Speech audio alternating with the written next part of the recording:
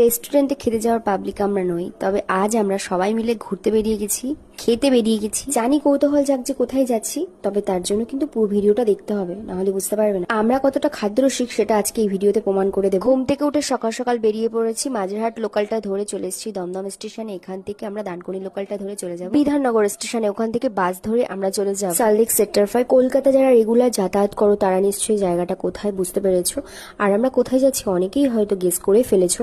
যাই হোক, তোমরা ভিডিওটা দেখো, বুঝতে পেরে যাবে কোথায় যাচ্ছি। যারা ভালো ভালো রেস্টুরেন্টে খেতে যাও তাদের কাছে কলকাতা যাতায়াত একেবারে জল ভাত মতন, আর যারা কর্মসূত্রে রোজ যাচ্ছ তাদের কাছেও খুব ইজি, কিন্তু আমার কাছে একটু নতুনত্ব, কারণ আমি খুব কম যাতায়াত করি কলকাতায়, সেই কারণে আমার ভালো লাগছে। এই যে দেখতে পাচ্ছ ভূতের রাজা দিলবর, এইখানে চলে এসেছি আমরা, যদিও আমরা ঢুকছি না এখানে। আমাদের গন্তব্যস্থলে পৌঁছতে আরো বেশ কিছুক্ষণ লাগবে, কারণ বাস থেকে নেমে বেশ কিছুটা আবার হাঁটতে হবে। দেখতে পাচ্ছ এরিয়াটা আমি একটু একটু করে দেখিয়ে দিলাম, অনেকেই গেস করে ফেলেছো। তো আমরা চলে এসেছি আজকে বারবিকিউ। আমার আর আমার বরের এটা প্রথমবার, আর যে দাদাদের সাথে এসেছি তাদের এটা আগেও অনেকবার এসেছে। তো ভিডিওর মাধ্যমে আমি শেয়ার করে দেবো আমার এক্সপিরিয়েন্স, আমার কতটা ভালো লেগেছে, খাবার দাবারের কোয়ালিটি কিরকম। তো চলো, ভীষণ ভালো লাগছে এখানে নতুন একটা জায়গায় এসে, বলতে কোনো লজ্জা নেই, এটা আমার প্রথম এত ভালো আর বড় একটা রেস্টুরেন্টে আসা।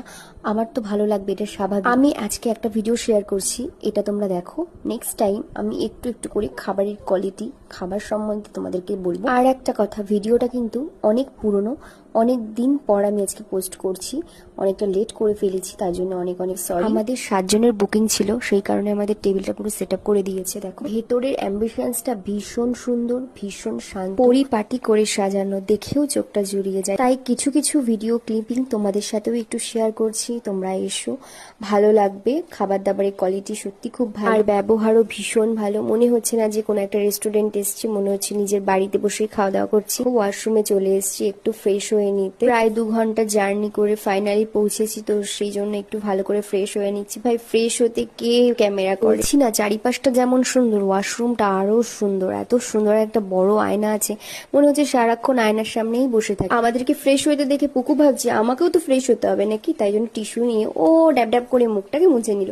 দেখে শিখছে না, এটাই তো ভালো লাগে। আজকের মতো ভিডিওটা তো এই পর্যন্তই, আর আমি কিছু দেখাবো না। নেক্সট কোনো ভিডিওতে তোমাদের সাথে প্রত্যেকটা জিনিস একটু একটু শেয়ার করব। আজ তাহলে আসি, টাটা।